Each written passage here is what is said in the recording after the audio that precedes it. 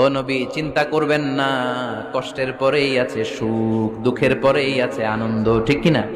কষ্টের পরেই সুখ, সুখ এটা দুঃখের পরেই থাকে। আল্লাহ সেটআপটা এভাবেই করেছেন। দুঃখ, কষ্ট, বিপদ আর পরীক্ষায় মুমিন ভয় পায় না, কারণ মুমিনের হারাবার কিছু নাই, ঠিক কিনা? আমাদের জীবনে যদি বিপদ নেমে আসে, আমরা কি চিন্তিত হই? কথা বলেন। আমরা তখন সবর করি, কি করি? আর সবরের সওয়াব আছে না নাই? কারণ মুমিন জানে রাত যত গভীর হয়, অন্ধকার তমানিসা ভেদ করে সুবহে সাদিক হয়। মুমিন জানে গর্ভবতী নারীর পেটের যন্ত্রণা যত বাড়তে থাকে, নতুন মেহমান আগমনের সময় ঘনাতে থাকে, ঠিক কিনা? মুমিন জানে মুমিনের উপর বিপদ কষ্ট যত বাড়তে থাকে, সুখের সময় ঘনাতে থাকে, কাছে আসতে থাকে। চিল্লায় বলেন ঠিক কিনা? এজন্য আল্লাহ বললেন ফাইন্না মাআল উসরি ইউসরান, ইন্না মাআল উসরি ইউসরা। ও নবী, চিন্তা করবেন না, পেরেশান হবেন না। মাক্কি জীবনে আপনার দুঃখ কষ্ট, কিন্তু কিছুদিন পরে এই মাদানী জীবনে আপনার জীবনে সুখ নামিয়ে দিবে কে? আপনার জীবনে আনন্দের বন্যা বইয়ে দিবে কে? মোটিভেশনাল সূরা, পেইন রিলিভিং সূরা। আপনি বিপদে পড়লেই এই আয়াত নিয়ে চিন্তা করবেন যে বিপদের পরেই আনন্দ আছে, কষ্টের পরেই দুঃখ আছে। সমস্যা যেমনি আছে, সমস্যার সমাধানও।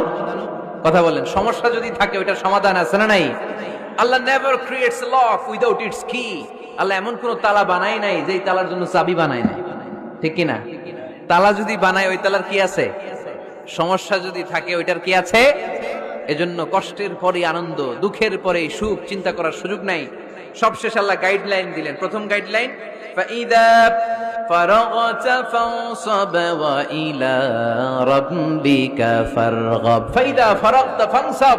হে নবী, যখন আপনি দাওয়াতি কাজ করে করে, রাষ্ট্রীয় কাজ করে করে একটু ফুরসাত পাবেন, অবসর পাবেন, ফানসাব ফিল ইবাদা, আপনি একটু ইবাদতে মশগুল হয়ে যান, আপনি একটু দোয়ায় মশগুল হয়ে যান। ওয়া ইলা রাব্বিকা ফারগাব, আর আপনার রবের দিকে মনোনিবেশ করুন। ব্যথা যদি পান, কষ্ট যদি পান, আমারে বলেন, অন্যরে বলেন না। কিন্তু আমরা ব্যথা পাইলে শেয়ার করি কোথায়? সবার আগে কি বুকে? ফেসবুক। কষ্ট পেয়েছি, দুঃখ পেয়েছি, কোথায় শেয়ার করি? কেউ যদি আমারে কষ্ট দেয়, আমি বদলা নিতে চাই, ঠিক কিনা? কিন্তু ইসলাম বলে বদলা না নিয়ে বদলে দাও। কি করবেন? বদলা নিও না, বদলে দাও।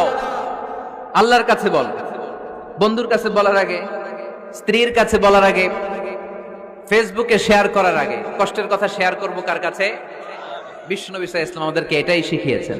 এই শিক্ষার মধ্য দিয়ে গোটা বিশ্বকে তিনি চেঞ্জ করে দিয়েছেন। তার নাম আওয়াজ করে বলতে হবে, তার নাম মুহাম্মদ সাল্লাল্লাহু আলাইহি